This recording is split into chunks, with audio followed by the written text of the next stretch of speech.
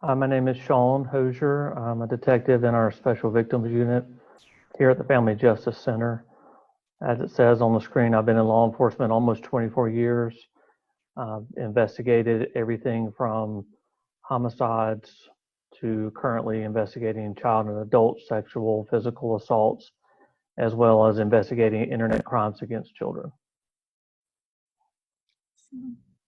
Thanks. So just to talk a little bit more about the Family Justice Center, I know many people on this webinar are some of our partners, so you all are familiar with the FJC and what we do, but just a little bit of background. The Family Justice Center was opened back in 2015 in Greensboro, and then about a year and a half ago, we opened our location in High Point. And the reason the Family Justice Center came about was there were a lot of community partners that came together. We're having ongoing conversations about how to better serve victims in our community. And it used to be that, you know, if there was someone coming in for a protective order, they may have to go to, 9 or 10 different places and speak with a bunch of different people, and a process that could have taken several days. And with the Family Justice Center, co-locating partners and agencies all under one roof, that process now only takes a couple of hours. So basically, we're just looking to streamline services and to wrap around clients a little bit more effectively and efficiently to provide the services and the support that they need. So the Family Justice Center is not a replacement of services, it's a framework for services. So if you think about like a shopping mall, like Friendly Center here in Greensboro or any other kind of shopping mall, you can go and get a new pair of shoes, a piece of cheesecake, and pet a puppy at the pet store. And that's all in the same place you can do those things. And the Friendly Center doesn't employ all the people at the different stores. Each store is responsible for its own employees and its own systems and procedures. So in the same way, the Family Justice Center is providing a framework, but every partner agency has its own employees, its own systems, its own procedures and way of doing things. And the Family Justice Center just provides the location and the administration for those services. So our main goals are safety of clients. We provide a very safe and trauma-informed environment. We provide a place of partnership for agencies to work together and share resources and problem solve, especially in high-risk cases. And like I said, the FJC does not replace existing programs or create new programs. We just provide a space and a location for partners to work together. So that's kind of a little bit about how we operate. Some of our partners on site in Greensboro and in High Point, we have obviously the High Point Police Department, Greensboro Police Department in Greensboro, the Sheriff's Office, the Kellen Foundation, Elon Law. We have social workers from APS and CPS on site, legal aid attorneys, Children's Law Center. We have medical staff from Cone Health, Family Services of the Piedmont. We have the Children's Advocacy Center, which is who Reed works with. And we also have adult victim advocates through Family Service. And then we also partner with the Clerk of Court and Court Services and the judges over in the courthouse. So it's a lot of people working together, and it's really, I think, powerful for clients when they come in to see so many different agencies working together to provide them with support. So some of our shared goals, the main goal is to save lives. The Family Justice Center was first open with the thought in mind of realizing that Guilford County had the highest number of domestic violence homicides in the state. And that's something that we were not proud of and wanted to change. And so that's kind of where some of those conversations were coming from. So saving lives is one of our main goals. We wanted to make services more accessible for victims. Like I said before, it was a lot of hoops to jump through, a lot of time and a lot of challenges for victims in the past. And so we wanted to make things more accessible and a lot easier for clients to get the services that they needed. Increase and improve our communication amongst professionals. It just is a lot easier when you can just walk down the hallway and speak to, a detective about something or ask an attorney about something versus having to catch them on the phone or schedule another appointment for a client. So it really increases our communication and decreases the amount of time that our clients have to spend in the building. And then also to increase offender accountability. This is definitely something very important to a lot of our partner agencies and working together to make sure that we're really staffing these high-risk cases especially and keeping offenders accountable. And these are just some awesome pictures of our partnership in action at the Family Justice Center. We're very proud of our partnership, and we love all of the people that we get to work with. It's been hard that we're all kind of in different places, a lot of us working from home right now, but very proud of our partnership and enjoy the impact we're able to make in the community. And then lastly, this is a little bit more about my role with the Family Justice Center. So like I mentioned, I'm the child trauma specialist. And so a big part of my job is coordinating our Pathways to Hope program. I just was gonna give a quick overview what the FGC was. Oops. And just a reminder for everyone to be muted, please, while we're doing this presentation. So one of my main roles with the Pathways to Hope is this year-round camping and mentoring initiative that we were able to launch 4 years ago. This summer is our 4th year holding camp. We also have a year-round portion that is really meant to increase children's hope and healing. And so we know that a lot of times the cycle of violence is repeated in families. And so to provide a place that's safe for children to meet one another and get to know each other and build friendships based on shared experiences is really, really crucial to their well-being. And so that's kind of where Camp Hope came from in the Pathways to Hope program. So we've taken 85 children to camp so far. This summer, we're hoping and praying that camp can still happen. But we are also building in our year-round programming to include more opportunities for our participants to build relationships with mentors and with counselors and our staff, to experience fun opportunities in the community, to try new things, to take on new challenges. So we're really excited to continue to grow that program, provide hope and healing for children in our community that have been exposed to violence and trauma.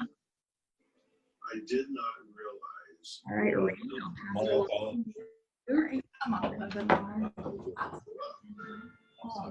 Is it okay if I come back there? Okay. Sorry about that. You're good. Go ahead. So I just wanted to give a quick overview of child abuse and neglect. And so, as I said before, I work at the Child Advocacy Center, which is part of the FJC, and we see, different types of abuse and neglect. And I think oftentimes people forget about the various types of neglect. But as far as abuse goes, we see physical, sexual, emotional, psychological, and some of which are very difficult to prove when we actually are doing the investigation. But as the screen shows, there are, it's oftentimes a pattern of control and power, and it has a lifetime effect on the child and the family. And as Hannah was mentioning, oftentimes is a cycle repeated throughout generations in families. So our main goal is to really help the child and get them the counseling or various resources that they need, so we can hopefully stop the cycle. And as many of you guys know, abuse doesn't only affect one race or socioeconomic status. It really affects everyone. But oftentimes, I don't think people realize that it's common, in a wealthier community. But our goal is to really help. We see children in all parts of life.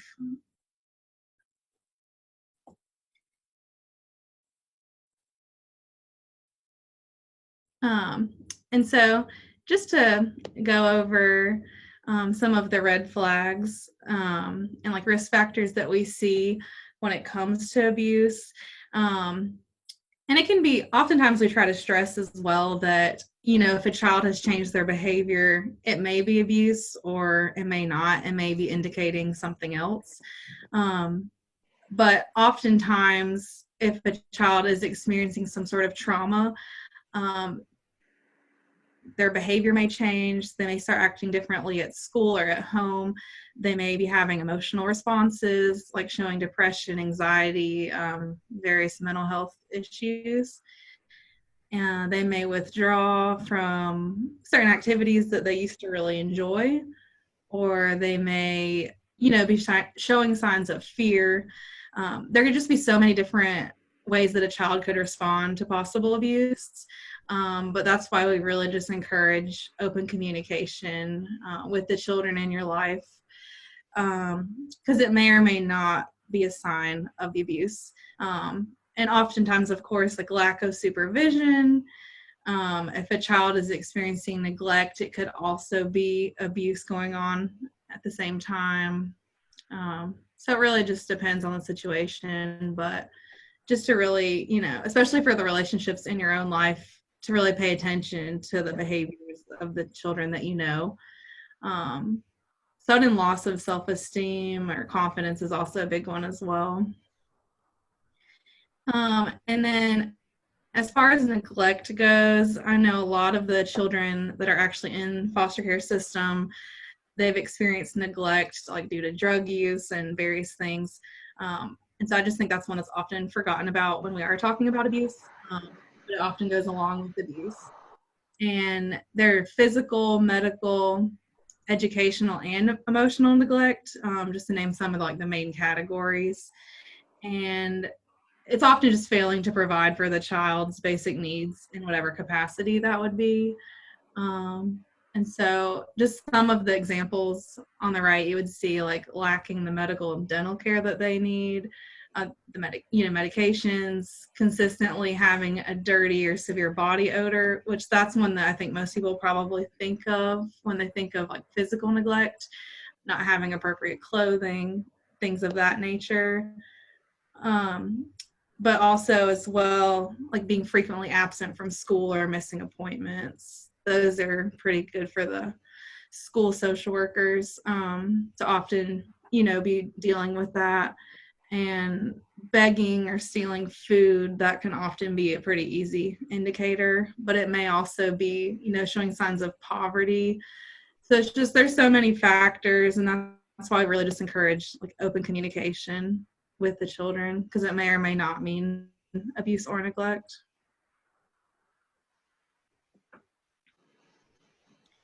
And then just some of the risk factors that could make a child more apt to be abused, but once again, it doesn't necessarily mean that it would happen or that a child wouldn't be abused that has a more secure environment. But oftentimes, if a child is witnessing or in the midst of domestic violence in their home, if there's substance abuse, drug use, divorce, or just various stressors going on, poverty, being more isolated, there's just mental health issues. There's so many things that are often combined that could make a child more at risk of suffering from abuse. And so we just really try to, once again, encourage like open communication and education, just talking about abuse and neglect and more ways that we could actually prevent it in the future. And then just some of the ways, and there are many more ways too that we could probably talk about to try to prevent and protect children and families from abuse.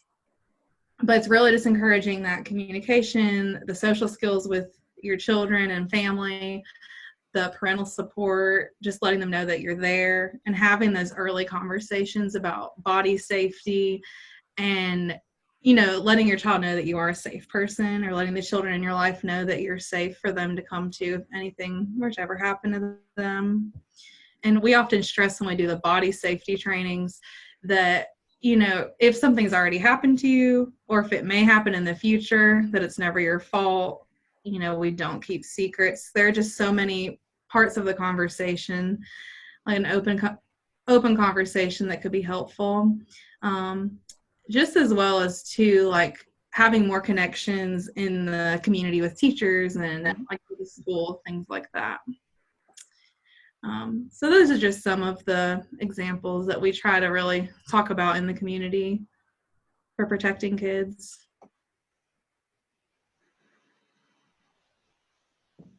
Thanks, Reed.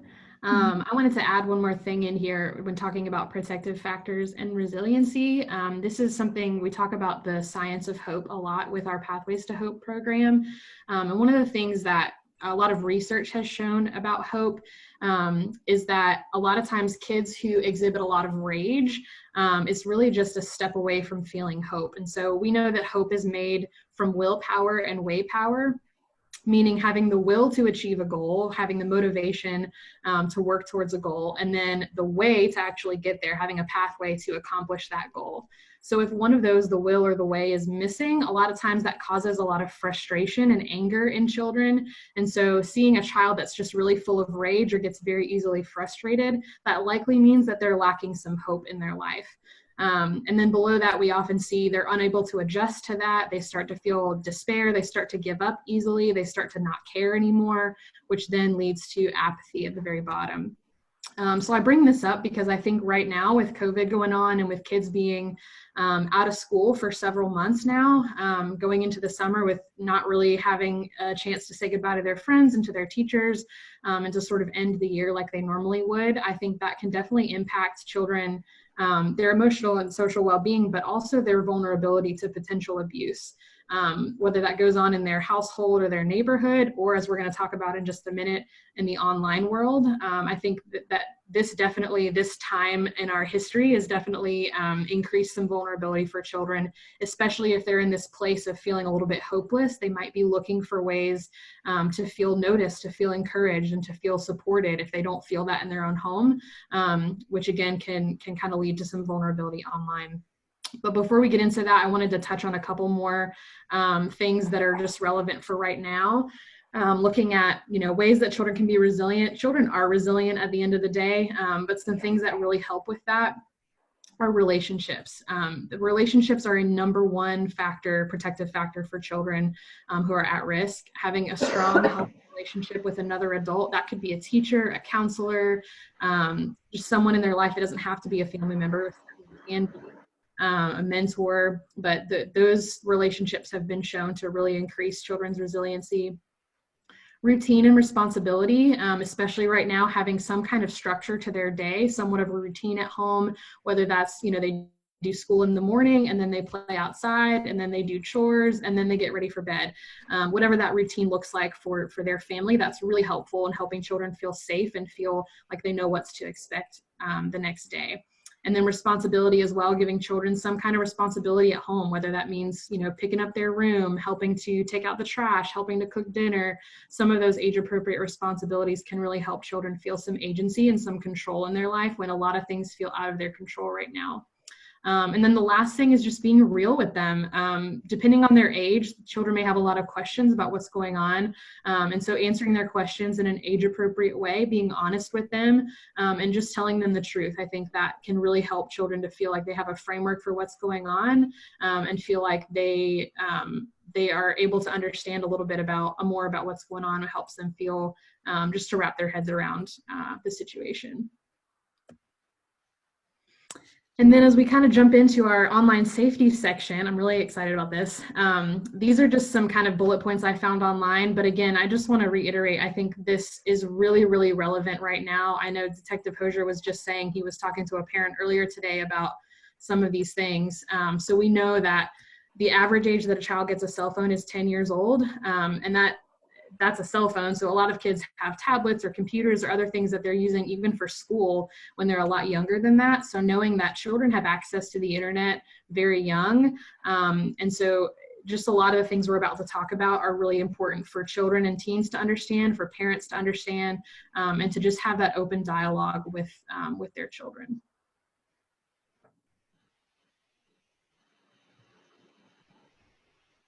All right, I'm going to pick up where Hannah left off. Again, my name is Sean Hosier. I'm with the High Point Police Department in our Special Victims Unit. The information I'm going to share, the best resource for parents, as you can see if you can't see the screen, it's through the National Center for Missing, and Exploited Children. It's missingkids.org, and that's missingkids.org. That's the website that I recommend all parents, guardians, whoever it may be, go to this website, and you can find all this information online. All of it's relevant. They continually update it on a daily, sometimes weekly, daily basis. So it's always good to go here if you have questions. The topic on the screen is cyberbullying. That is one of our big concerns that we have nowadays because, like the previous slide said, kids are getting cell phones at 10 years, sometimes even younger than 10 years of age. And so that can be just text going from phone to phone, tablet to tablet.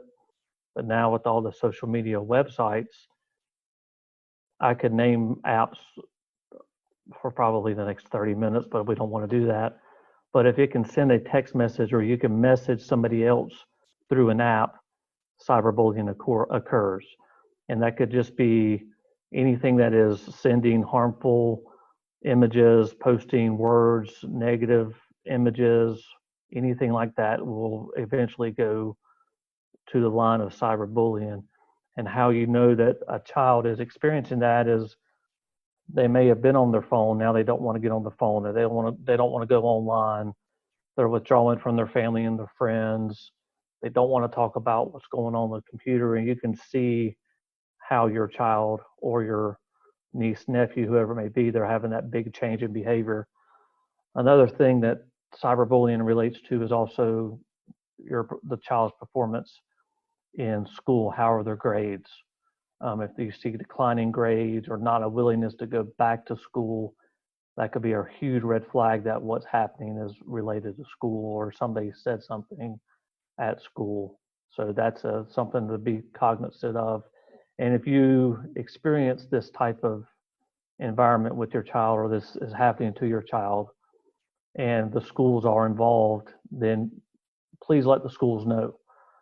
Sometimes they can have more leverage over a child than law enforcement can. So I always say include as many people as you can to help your child. I would say come to law enforcement and also go to the school, because we as law enforcement can work with the school itself, the principal, guidance counselors, teachers, whoever it may be, to try to rectify the problem, to keep it from getting out of hand way too much. And if the cyberbullying doesn't stop, or we can't work with the other part who's causing the bullying through the internet, then that can also lead to criminal charges if it does do that. The next topic we want to talk about is online enticement. With online enticement, again, it's not just something through a phone. That could be through a tablet, iPod, anything that is connected to the internet, anything that picks up a Wi-Fi signal, anything that there's conversations that take part in. Online enticement can start that way. There are so much that you see on the screen, but some of the points that I'm going to hit on is it could start out being very basic. Hey, how are you? What's your name? How old are you? Where do you live? All of these are what we call grooming, where they ask things that are not sexually explicit, but then as the child reveals more about him or herself, the person on the other side of the conversation will then take that conversation and say, hey, do you want to send me a picture of yourself? And it could just be a normal facial shot, but 9 times out of 10, it will go from just a normal, send me a picture of your face, to send me a picture of some other part of the body. And then that's where we get into the part of child pornography and enticement, and that opens up a whole nother type of problem that we run into. Now, most of the time, the online enticement will just stay online, but there are examples, everybody's seen it on the news, where it goes from a conversation through the internet, through the app or whatever it may be, to exchanging pictures, to, well, I'm going to meet this person that I'm speaking with. And when you deal with young people, they can get very engrossed and into what's being said by words. That's where the enticement comes in. They are into this. They are into the texting. They're into the pictures. They don't want to break this because they, and I do air quotes, they know the person on the other end of this conversation they're talking to. And unless you know that child, then there should not be, if your child does not know who they're talking to from a school environment, a church environment, Girl Scout, Boy Scouts, whatever it may be, if they don't actually physically know the person and you have not physically met that child and or parents, then they don't know that person online. So I limited my kids to you can only have friends that you actually know who they are. If somebody tries to friend request you and you don't know who they are, then don't accept their friend request through whatever app it may be. The biggest problem that we have is, and one of the apps we have, Snapchat, is, typically that's kids they know in school, but as the more and more people are on Snapchat, and that's one example. That's not just the only one. Then people will start looking at who the common friends are and start building common friends, and then send your child a friend request, and they may not know who they are. All your child knows is, well, they had 25 of my friends on there as their followers or friends, and so I'm going to accept them. May or may not be the best idea to do that. But the online enticement, this is where things typically start, where images and or sexualized talk happen. Again, that leads us into the sexting part of it. Online enticement, sexting is pretty much, they go hand in hand with one another. And as it says on there, they may engage in sexting because they have a crush on somebody. And then they say, oh, well, you're my boyfriend, my girlfriend, send me a picture of yourself. And I promise I won't share it with anybody. And if you hear that conversation, I've heard that from so many teenagers and young people. Well, they said they weren't going to send it out. Well, it does get sent out somehow or some way. And if the relationship ends, then those images get sent out. And just to clarify it with everybody who's listening to this, any images of a child under the age of 18 of a sexualized nature or a sex act is considered child pornography. So that means if it's just a facial shot of just your child's face, that's not child pornography. If it is of a sexual act that is being performed or something like that, that crosses the line and makes it a image that is of child pornography. And say that happens with your child and their boyfriend, girlfriend breaks up with them, and that picture of a sex act is sent out across a school, which has happened in Guilford County, then that now is distribution of child pornography. And now your child's images are out there on the internet, and it's not easy to get those back. It's almost near impossible to get back. So I'm not to scare everybody by saying that, but it's one of those conversations you have to have with your child. The sooner, the better. If we try to have that conversation after it happens, then there's things that I can try to do to get things back, but more times than often that image may be out there for the rest of the internet's life. So always keep that in the back of your mind. And a good bullet point on this slide is the fourth one down, where it says 78% of the offender's main goal is to acquire more explicit sexual content from the child. Has absolutely 100% true. If they get one picture, they want another picture. If they get that second picture, they are going to keep going until either the child says, I'm done, and they break it off, or the offender on the other end finds somebody who's a lot easier to manipulate to get more images from somebody else. So it only takes one, but that one usually leads to all those other ones to get more and more and more and more. So that's something to keep in mind. The next slide that we can talk about is gaming. If I could see a show of hands online, probably pretty much every one of our kids has either a PlayStation 4 or Xbox. I know Wii is still out there. Wii is, you don't have I don't think you have chat in that one. But over PS4 and Xbox, some of the Nintendo platforms have chat. That also happens on there. We have solicitation of minors through that website. We have sexting, we have cyberbullying, we have all those things. Every single point on this slide is very important, and I think every parent who hears this should do this. Lay those ground rules down with your children. This is how we're going to do this. The biggest one I like on here is you keep that game console in a public place in your house. That console does not go into their room with the door closed where you don't know what's going on or what's being said. Lay the ground rules that if I hear language, If you say language, curse words, whatever it may be, then that's violation of our gaming policy between parent and child. So keep that in mind. Keep that out in the open so you know what's going on. It may be annoying that if your child does not have earbuds in like I do or headphones of some kind, you're going to hear chatter between kids, which is going to be hilarious. But yet sometimes you wonder why they're talking about these things. But that's just the way the gaming world is. Have those gaming guidelines set up before you bring the PS4 or the Xbox into the house. Set it up so you know what the rules are. Set up how long they can be on there. If your kid is 8 years old, the PS4 or Xbox, they should not be on that thing for hours on end with no supervision. That is not a babysitter. That's for them to have an outlet for a little while and then move on to something else. One of the other important points on here is private information. Don't share who you are, where you live, especially if you're in some chat in some game and they're playing Fortnite and people from all over the world are on Fortnite or insert game name here. Don't share your information.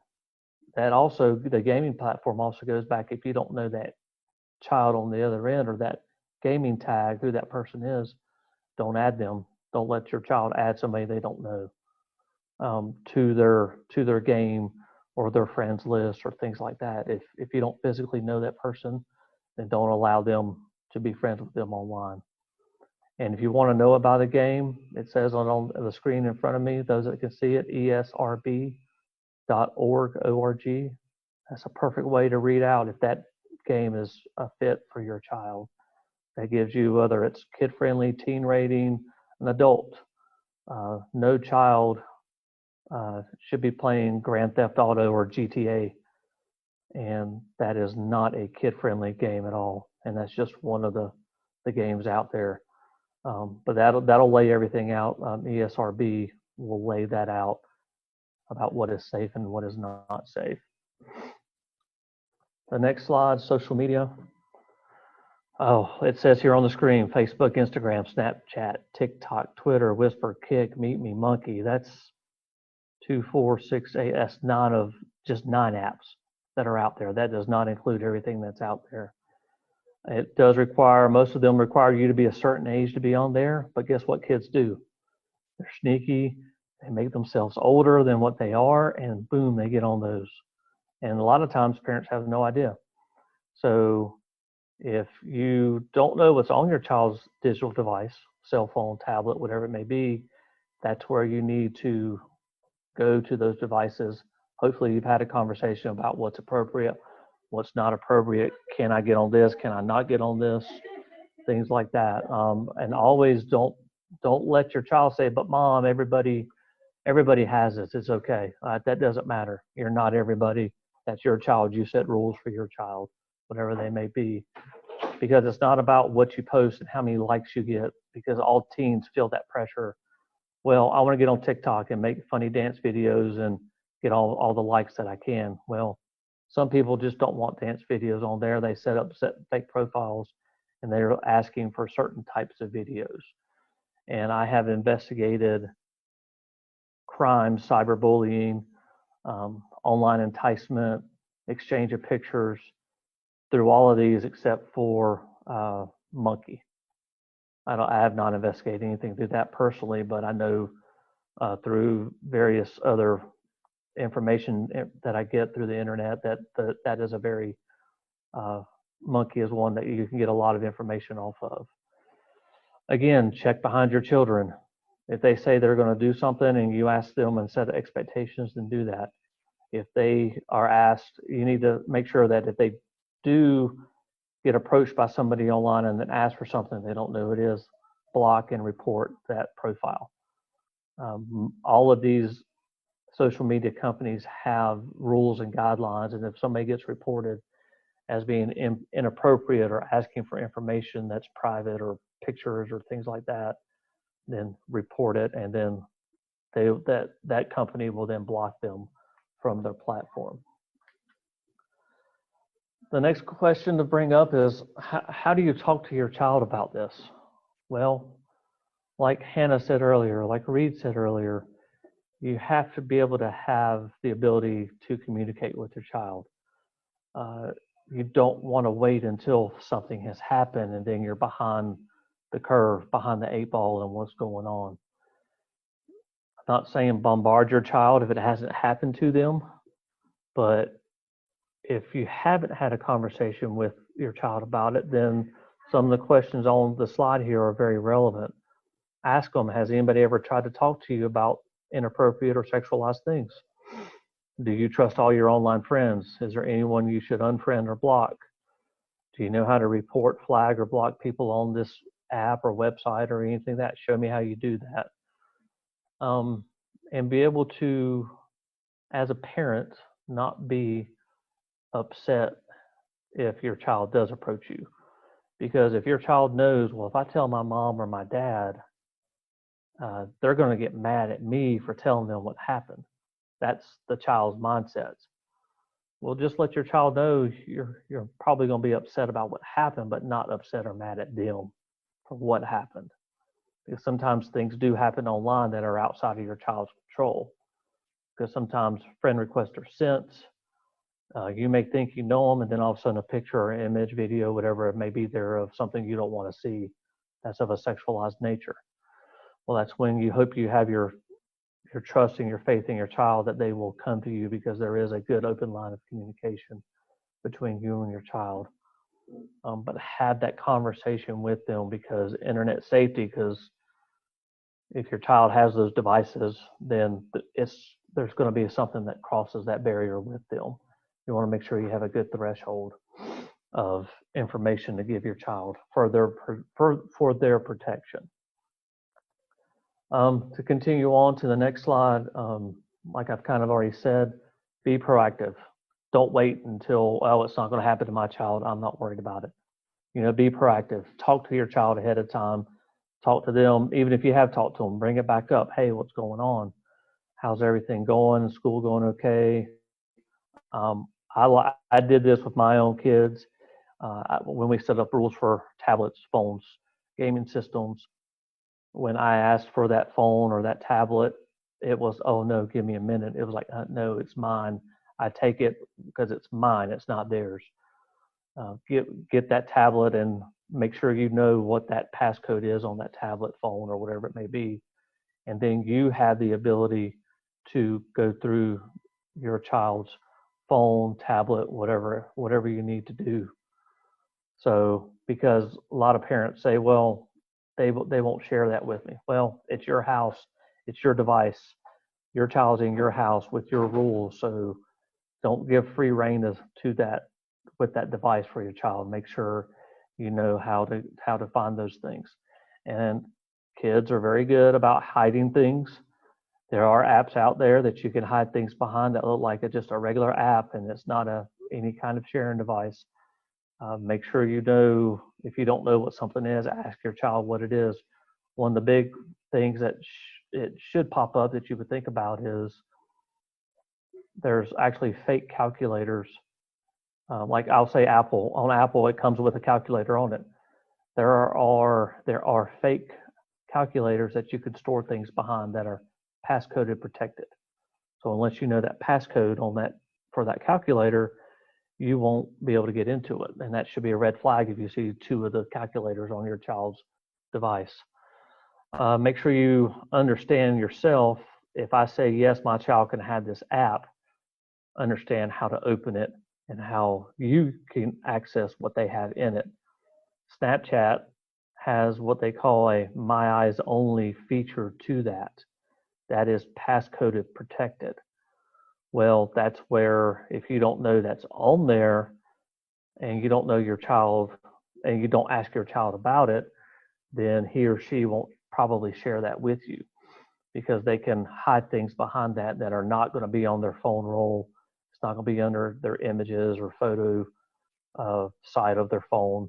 It'll be something that's only within Snapchat. So make sure, if you've never heard of that and your child has Snapchat, I would be one of the questions I would ask them. Show me what's behind your My Eyes Only.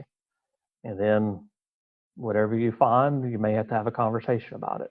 So just be prepared for that if you go through that. And if you do find something that you deem by your household rules to be inappropriate, whether it's a message, whether it's a video, whether it's an image, have that conversation with your child. Everything that that I have experienced through caseload or case investigations I've had, there's been teachable moments that if a parent could have had a conversation maybe at some point earlier, maybe it would have stopped something from happening. That's not always the case. But this is not, your child's going to think this is a life or death thing, but it's not. Everything's teachable. Your children are going to make mistakes. My children have made mistakes. I made mistakes as a kid. I think every adult that's watching this now can probably go back in their youth and say, I wish I hadn't have done that. That's going to be the case, and that's never going to change. That's human nature. We just hope it's not to the point that it's something that sticks with this child for the rest of their life. So just make sure you continue to have that good conversation with your children, no matter what, because you want to do everything you can to protect them. Some additional resources that I send out to parents. Again, this is going to be recorded. This is recorded, so it's all out there. Within the missingkids.org is what's called NetSmarts Kids, and that's NetSmartZkids. That's where you can go and find PowerPoint presentations that you can present to young children, say elementary school age. Then they have ones for middle school, and they have one for high school. They have all these PowerPoints that you can share and learn about and share with your kids, or your youth group, or a PTA, things like that. I would love to get in front of a PTA starting in the elementary school and be able to hit that every single year, go to every PTA in every possible school and talk to parents about it at an elementary age, and then bring it up as the years go on, just so that all the parents know about this. Excuse me. Another good one at the bottom is, excuse me, one second. I just want to jump in and add, Sean, while you're taking a drink, something that he was saying on the last slide. I think a lot of times kids, especially when they start to get to that teen age, they want their own private space online, because teens are all about privacy and kind of having their own friends and their own thing. So I think it's important for kids to know, the internet is a tool. Social media, video games, they can be fun, but they are a tool, and they need to be learned how to be used appropriately. And so framing it with your child is like, it's not necessarily that you don't trust your child, maybe you don't, but it's not that you don't trust them, it's that you don't trust the other people on the internet. And so helping them to have those conversations with you, or bring things that, maybe get messaged to them to you, it's because they're learning how to use the internet appropriately, and you can help them to do that. So I think framing it that way, if you're taking your kid's phone every once in a while to check it, it's not necessarily that you don't trust them or what they're doing, but that you don't trust the other people out there on the internet and want to make sure that they're safe.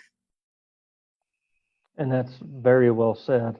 And I've framed it to parents as well as, you can't teach your kids something if you never knew it yourself. That's a very good way of putting it to a parent. That say, I've got a case where I'm investigating a crime, picture, image, or whatever it may be. But that's an excellent way of framing it, because I have to teach my kids how to budget money. But if I don't know how to budget my own money, how am I going to teach my kids what to use? So that's why we have to educate ourselves as parents, as to what's out there. How do I know this is safe? What's going to happen if something happens on this platform with my child, and things like that. So that's just something for all of us to consider, and make sure we frame it just like Hannah said, and I've been kind of saying over and over again, so we can educate our kids and make them better, make them happy, make them safe, because that's our main goal in this. And I've had parents ask me, well, is my child in trouble for what he or she did on the internet? That could be a whole nother presentation. I don't want to bog down what we're doing now, because I know there's going to be questions that we have to ask. So, but I just want to kind of boil it down to the nuts and bolts to that. I'll answer that question I just asked. Your child will not get in trouble unless there was coercion and or and I'm talking about self-producing images and videos. Let me clarify that. If your child made the mistake or was in a relationship with another person of their own age and they sent out images, then right now we are not pursuing criminal charges against those children who have self-produced, because there is an educational component into that, because we want to make sure that child, that teenager, understands that what you have done, this is what it is. You have self-produced your own child pornography. Now, would I have that conversation with a 7-year-old? I hope not, and I have not, but it's probably going to happen sooner than later. But that is a conversation that I have to have with a parent, so I can educate them as to why we're doing what we have to do. One more resource that's on the bottom of the screen, at commonsensemedia.org, excellent resource. They put a lot of good information out, and I highly recommend all 4 of these websites to the parents and caregivers out there to help their education level rise, and we can help our children and our youth be smarter on their cell phones and digital devices. Thank you.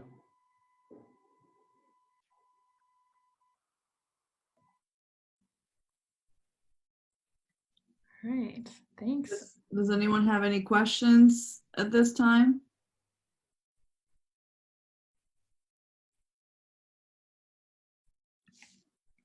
There was a question earlier. Or unmute yourself, that's fine too.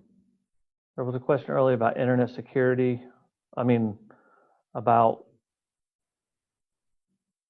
Well, I'm sorry, we've already answered that question. Sorry, I didn't mean to interrupt you there, Hannah. That's okay.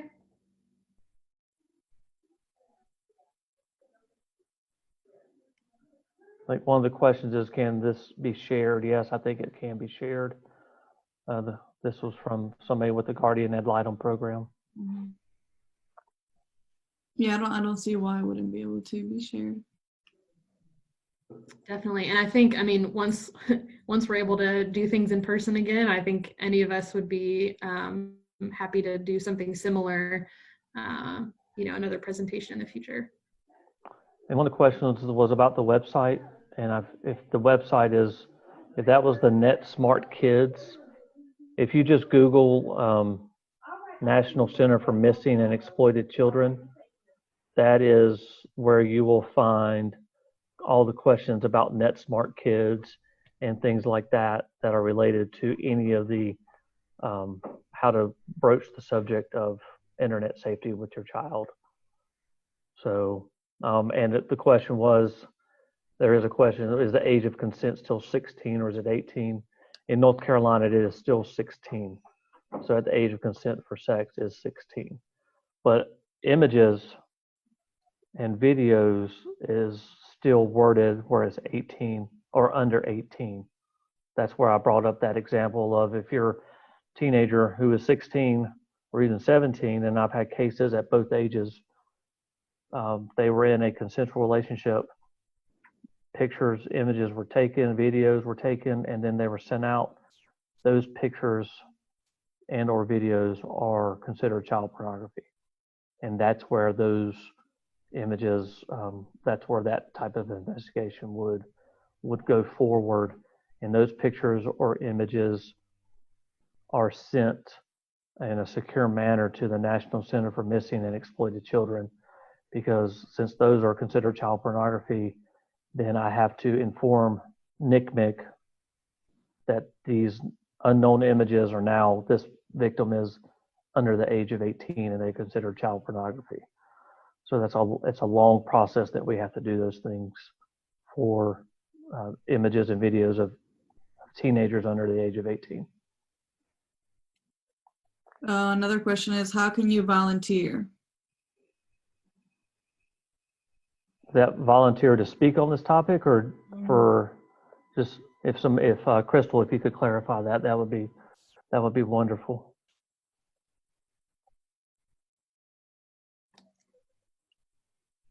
I have a question, Sean. So if Yes. People are going through this and they found something on their phones, do they go to the police department or Family Justice Center, or what would be the best way to do it? The best way to do it, I mean, they can go to any, I would say you can go to Family Justice Center because law enforcement is on site. I would definitely report it. The device that the images are on or videos are on, that needs to be kept secure so it can't be deleted. It needs to be kept, I would put it in airplane mode so it has no Wi-Fi and or cell service available to it, so things can't be wiped remotely. And then those devices can be turned over to law enforcement. Okay. And then we can go through the legal process of either having a parent's consent to go through that device or search warrant if we have to get those images or videos off. Okay. And Crystal clarified her question. She wants to know how she can volunteer with Family Justice Center. We have some different opportunities, which may not be happening currently because of everything going on with the stay-at-home order. But the best way would be to go to our website. There's a tab about volunteering, and you can send an email to, I believe the email is fjcinfo@guilfordcountync.gov. And that's the best way that website kind of depicts some of the volunteer opportunities that are on there and available. Okay. Are there any other additional questions?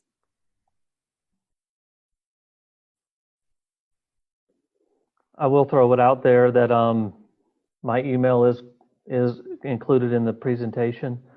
So once it's this presentation is released and somebody wants to contact me about maybe doing a presentation on internet safety to whatever group it may be, parents, youth group, PTA, whatever it may be, please email me, contact me, and I will gladly get that set up so we can get it done.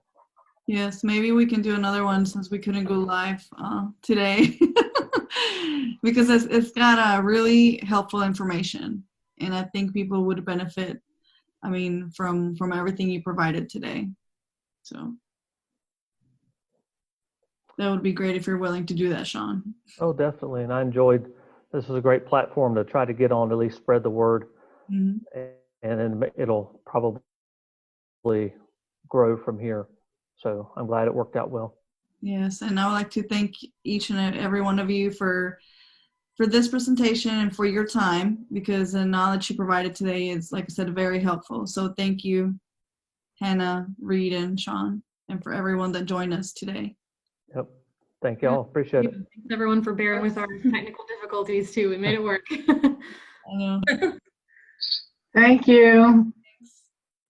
Bye. All right. Bye.